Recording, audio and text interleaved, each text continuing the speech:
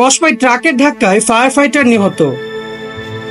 কুমিল্লা সিলেট মহাসড়কের ব্রাহ্মণবাড়িয়ার কসবা উপজেলার 3 লাখ পীর অংশে ট্রাকের সাথে মোটরসাইকেলের মুখোমুখি সংঘর্ষে একজন নিহত হয়েছে। রবিবার 4 মে সকাল 7টায় এই দুর্ঘটনাটি ঘটে। নিহত ওই ব্যক্তির নাম মোহাম্মদ সজিবুল ইসলাম।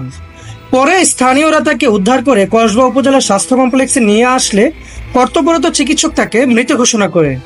সে বাংলাদেশ ফায়ার সার্ভিসের একজন সদস্য, চট্টগ্রামের সন্দ্বীপ উপজেলায় কর্মরত।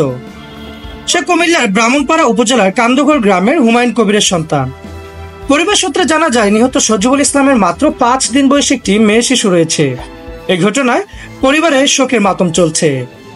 ঘটনার সত্যতা নিশ্চিত করেছে খাটিহাতা হাইওয়ে থানার ভারপ্রাপ্ত কর্মকর্তা ওসি মামুনুর রহমান। তিনি জানান, আজ সকালে কুমিল্লাগামী একটি ট্রাকের সাথে মুখোমুখি সংঘর্ষে সজীব নামক একজন ফায়ার ফাইটার নিহত হয়েছেন।